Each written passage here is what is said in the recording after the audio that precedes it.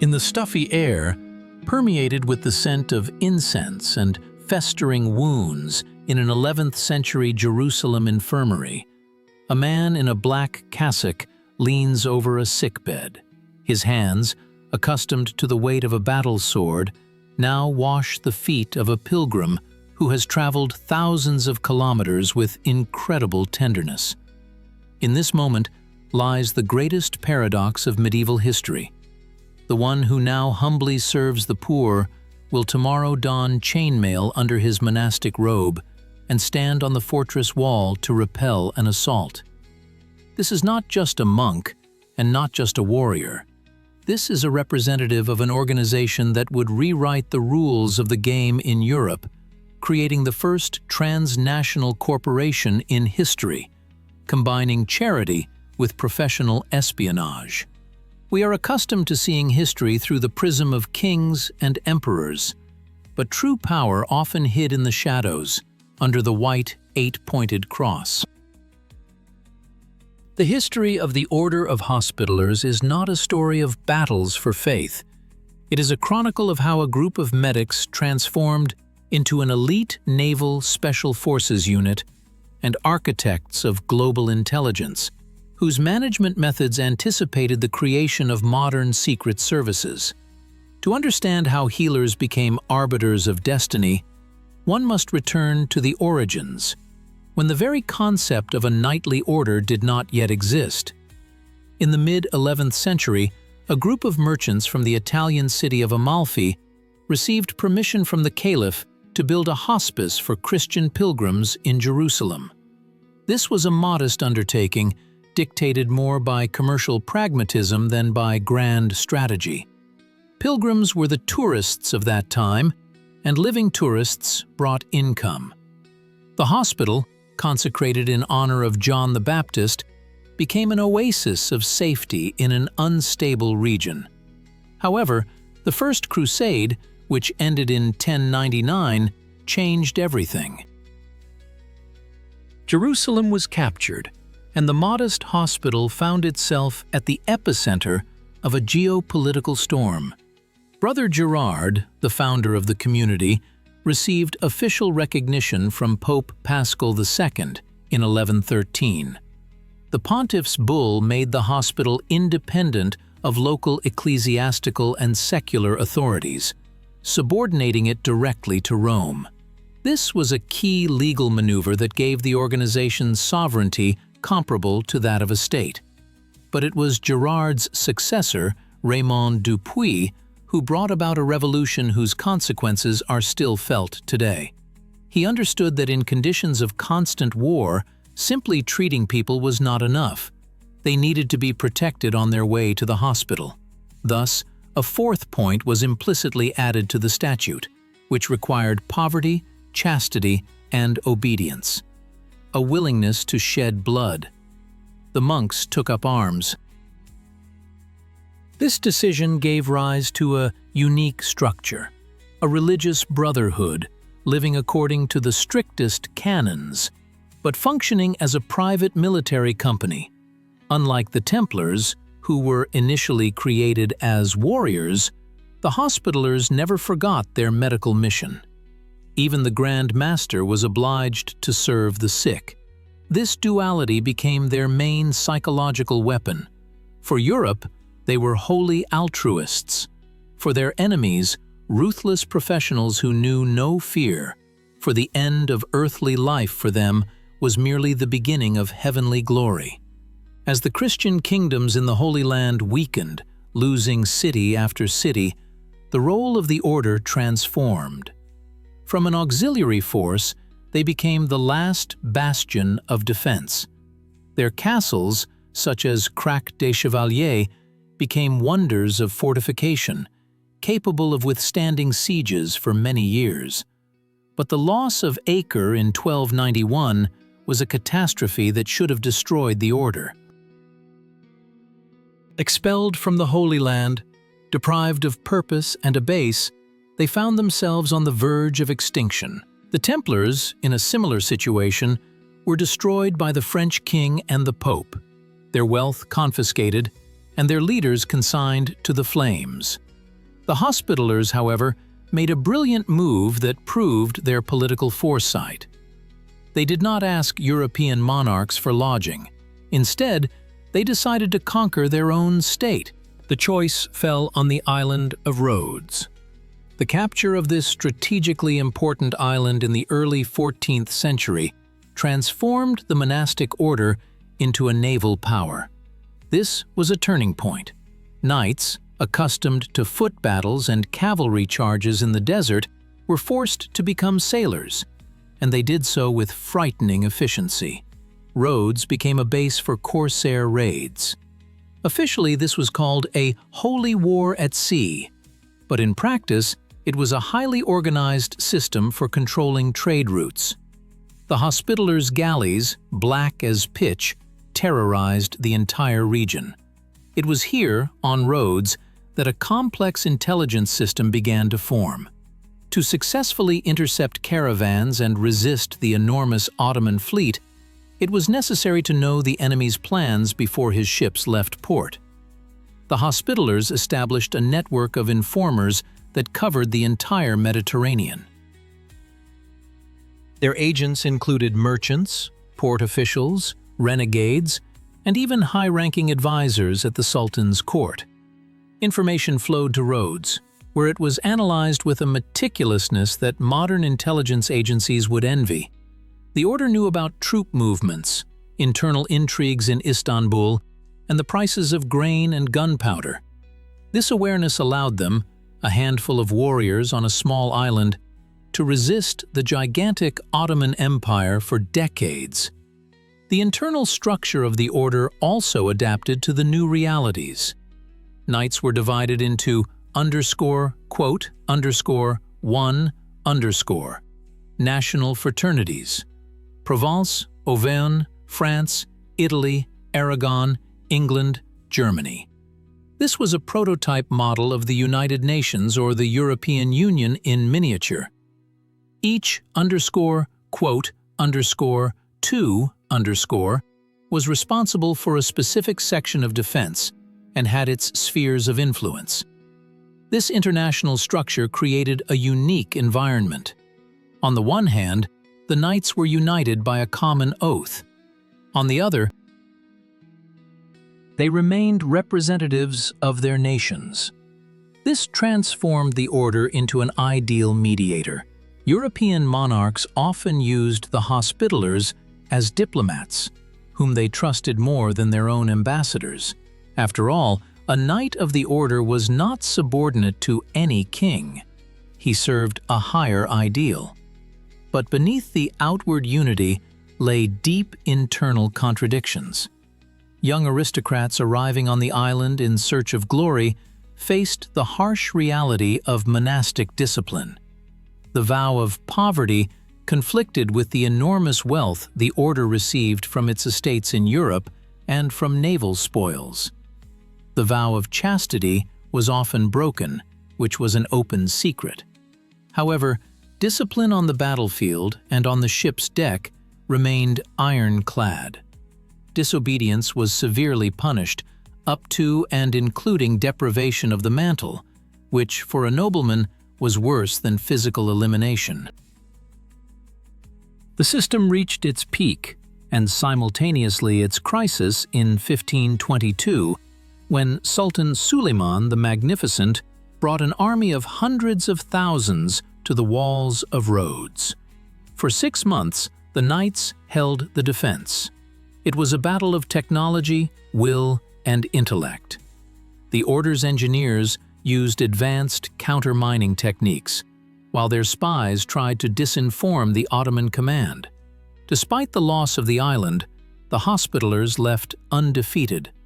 The Sultan, admiring their bravery, allowed them to leave Rhodes with their weapons and banners. It was an honorable defeat that only strengthened the myth of their invincibility. But again, the question arose: where to live? The order wandered for 7 years until Emperor Charles V offered them Malta. The gift was a trick. Malta was a waterless rock, devoid of resources, and, in addition, the emperor imposed the obligation to protect Tripoli in North Africa. The symbolic rent for the island was one Maltese falcon, which the order was to send annually to the Viceroy of Sicily. The knights accepted the challenge. They turned Malta into an impregnable fortress, surpassing even Rhodes. It was here, in the center of the Mediterranean Sea, that their role as guardians of Europe and masters of shadow diplomacy finally took shape. The order became a state within a state. They had their own fleet, their own currency, their own courts, and, most importantly, their own foreign policy, which did not always coincide with the interests of Rome or Madrid. The culmination of their military glory was the Great Siege of Malta in 1565. This event is often called the Last Battle of the Crusaders. Grand Master Jean de la Valette, a 70-year-old veteran who had endured captivity and slavery on galleys, countered the enormous Turkish armada with strategic genius and fanatical determination. But victory was achieved not only by steel. The order's intelligence worked brilliantly. La Valette knew about the disagreements among the Ottoman commanders. He used disinformation, inflating the number of his forces and spreading rumors about the arrival of huge reinforcements from Europe. Psychological warfare was waged as fiercely as real warfare. The severed heads exchanged by the sides were not just an act of cruelty, but a message. There would be no mercy. By standing firm, the order solidified its elite status. However, while cannons roared over the bastions of Valletta, a deep ideological conflict brewed within the organization. The world was changing. The era of religious wars was giving way to the era of nation-states. The Knights, once the vanguard of Christianity, began to look anachronistic. Their wealth aroused envy, and their independence irritated monarchs striving for absolute power.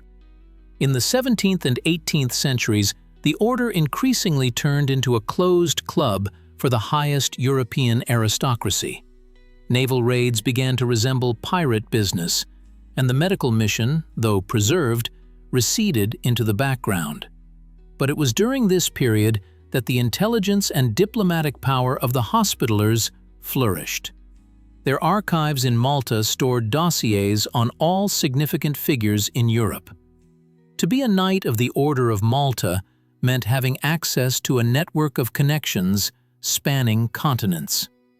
Paradoxically, it was their aristocratic nature and closed-offness that became a magnet for the creation of secret societies.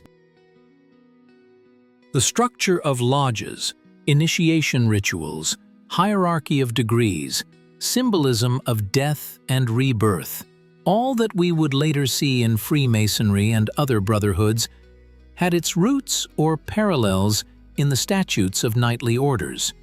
The Hospitallers were a living example of how an organization can exist for centuries, preserving its secrets and influence, transcending borders. Their 8-pointed cross became a symbol not only of the 8 Beatitudes of the Sermon on the Mount, but also of secret knowledge, accessible only to the chosen. Transformation, or rather catastrophe, came from an unexpected quarter. At the end of the 18th century, Napoleon Bonaparte, on his way to Egypt, captured Malta without a single shot. It was a shock. The invincible fortress fell not because of weak walls, but because of betrayal and moral decay within. Many knights, being French, refused to fight against their compatriots. Napoleon expelled the order from the island, confiscated the treasury and relics. It seemed the history of the Hospitallers was over. They no longer had land, a fleet, or an army. But here the most amazing event in their history occurred, demonstrating their incredible ability to survive. The order found a new patron in the person of Russian Emperor Paul I. The Orthodox Tsar became the Grand Master of a Catholic order. This was a political and religious oxymoron, unthinkable for the medieval mind, but quite logical for an era of political pragmatism. St. Petersburg briefly became the capital of the Maltese Knights.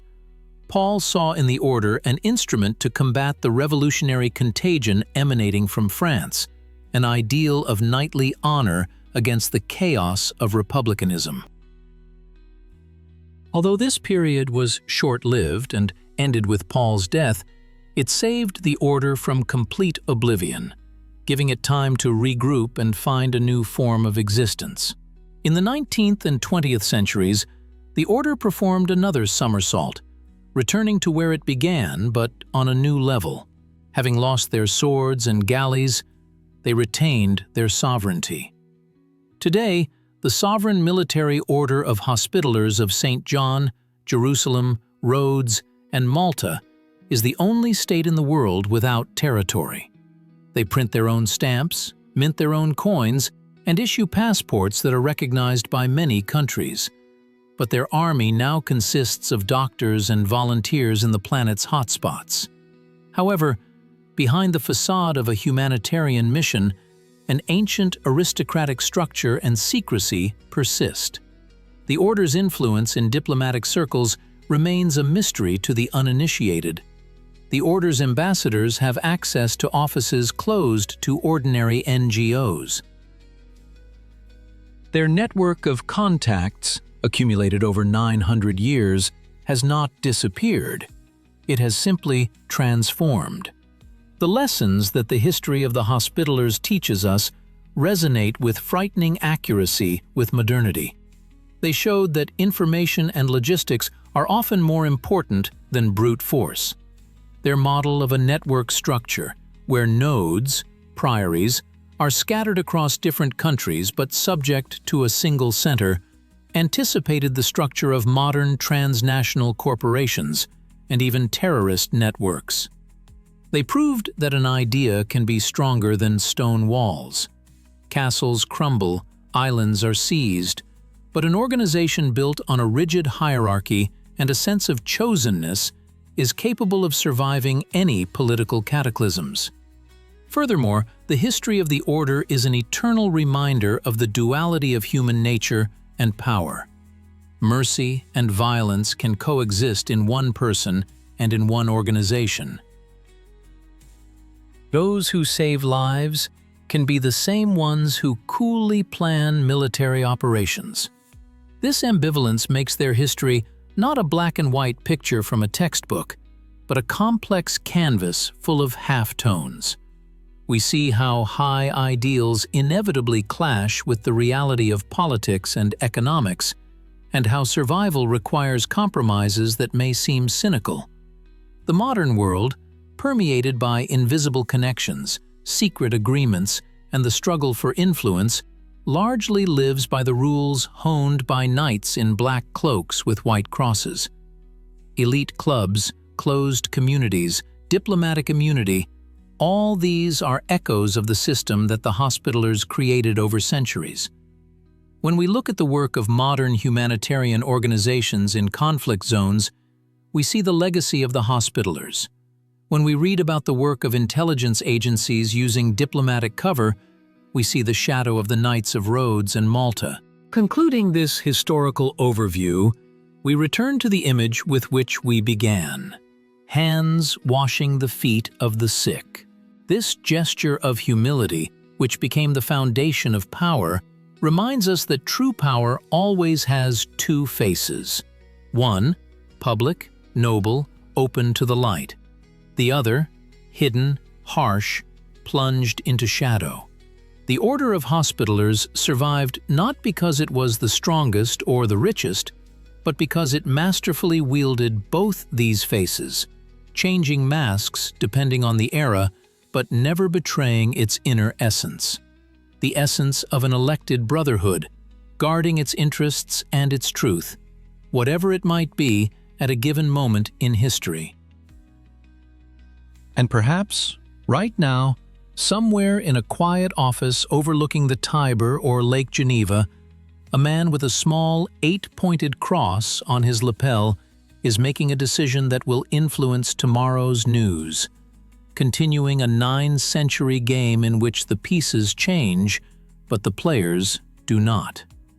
It is this continuity, the ability to carry their identity through the centuries, transforming methods but preserving the spirit, that makes the history of the Hospitallers a unique case study. This is not just a story about knights. It is a textbook on elite survival, crisis management, and brand building that outlives empires. In a world where everything changes at dizzying speed, the Order's steel traditions seem like an anchor, holding the connection of times. But it should not be forgotten that an anchor can also be a weapon, if one knows how to use it. Looking deeper into the mechanisms of their influence, we discover a most interesting detail: the economic basis of their independence. As early as the 12th century, the Hospitallers created a system of commanderies, landholdings throughout Europe that operated like a franchise. Each estate had to send responsibilities to headquarters, a portion of the income, usually about a third. This ensured a constant influx of cash independent of royal taxes. In essence, they invented a tax system that operated across state borders. This financial power allowed them to hire the best ships, buy the best weapons, and, importantly, bribe the right people. Money, as is known, is the blood of war, and in the veins of the Order, this blood flowed uninterruptedly. But it was not only gold that made them strong. Medicine, with which it all began, also became an instrument of influence. Their hospitals were not just shelters, but advanced scientific centers of their time.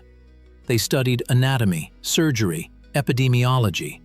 Knowledge gained in the East was transferred to Europe. Treatment at an Order hospital was the best a person could receive in the Middle Ages, and this created a reputation for them that could not be bought. Kings and princes sent their sick relatives to them, and often, in gratitude, donated lands and castles. Medicine was their soft power, their PR, which worked flawlessly even at times when their military reputation wavered. It is also interesting to trace the evolution of their fleet.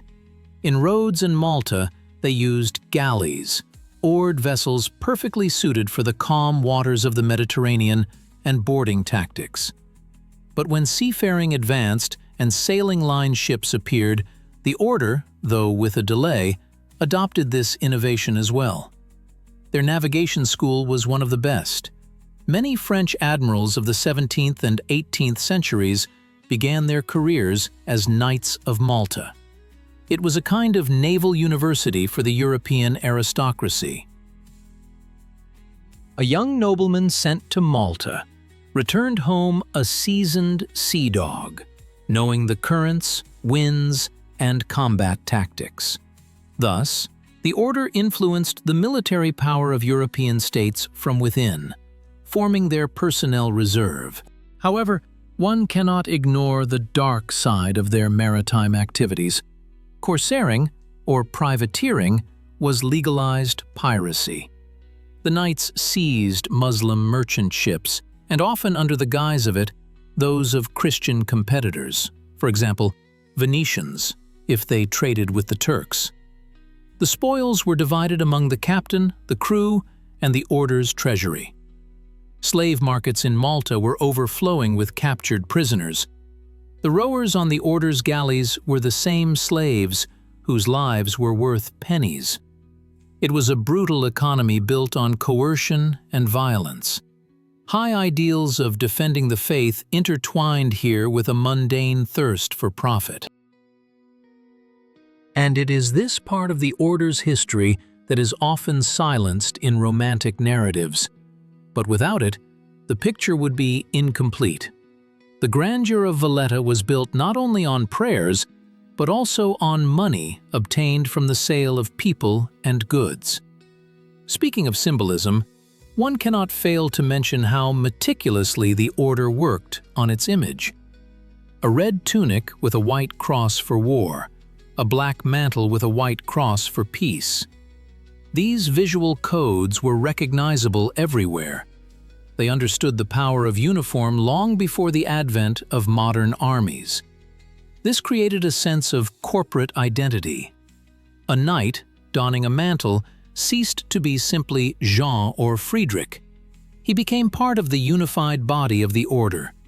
This suppression of individuality for the sake of the collective was a powerful psychological tool, ensuring the very fanatical devotion that terrified enemies. Returning to the topic of espionage, it is worth noting the role of dragomans, translators and intermediaries. The order, being at the crossroads of civilizations, needed people who knew the languages and customs of the East. Often these were baptized Jews or Greeks who could move freely between worlds. They were the eyes and ears of the order in the bazaars of Cairo, Damascus, and Istanbul. Through them, secret negotiations were conducted for the ransom of prisoners, for truces, for trade deals. This layer of professional intermediaries was the invisible foundation of the Hospitallers' diplomacy. They knew who and how much to pay for a letter to reach the Grand Vizier, or for the guard to, accidentally, fall asleep at the right moment. The internal intrigues of the order deserve a separate thriller. The elections of the Grand Master were a process full of behind-the-scenes struggle, comparable to a papal conclave. Factions representing different languages fought for power. The Spanish king pressured his subjects, the French, theirs. The Pope tried to impose his will. The master had to be a virtuoso politician to balance between the interests of the great powers and the interests of the order itself. One wrong decision could lead to the confiscation of possessions in Europe or the cessation of funding. The history of the order knows cases of deposition of masters, revolts, and conspiracies within the convent. This was not an ideal society of saints. It was a living political organism with all its vices and weaknesses. And yet, despite all the contradictions, the order possessed an amazing appeal. Even Voltaire, known for his skepticism and anti-clericalism, wrote about them with respect, acknowledging their role in defending Europe. Russian czars, starting with Peter the Great, looked with interest at Malta, seeing in it a potential ally against Turkey. Count Sheremetev's trip to Malta and his knighting marked the beginning of Russia's long romance with the order, which, as we have already mentioned, reached its apogee under Paul I. This episode is interesting because it shows how flexible the Hospitallers' ideology was. The Catholic order took the Orthodox Empire under its protection, and the Orthodox Emperor became the head of Catholic knights. This is proof that for the order, geopolitics and survival always stood above dogmas. Today's order is a strange mix of archaic and modern. On the one hand, lavish ceremonies in the Vatican, mantles, swords, titles. On the other, modern mobile hospitals, refugee aid programs, the fight against leprosy and malaria. Thousands of volunteers around the world work under the flag with the 8-pointed cross, often without even contemplating the deep history of this symbol. But the order's elite, the so-called Knights of Justice, still take monastic vows. This is a narrow circle of people who manage a huge machine of charity and diplomacy. Their influence is invisible, but real. Their permanent observer status at the UN gives them a platform that many nations lack. The secret to the Hospitallers' longevity lies in their ability to reevaluate their mission without changing their essence. They began as servants of the sick, became warriors, then rulers, then diplomats, and then returned to serving the sick, but now with global status. This is a spiral of development that brings them to a new turn each time. They are like a phoenix rising from the ashes of defeat. The loss of Jerusalem, the loss of Rhodes, the loss of Malta. Each time it seemed like the end, but each time it became the beginning of something new. Perhaps the order's main secret is that it offered the European elite an idea of service that was above national egoism. The idea of a supranational brotherhood united by a noble goal. This idea proved incredibly tenacious. In different eras, it attracted different people, from religious fanatics to pragmatic politicians, from romantics to adventurers.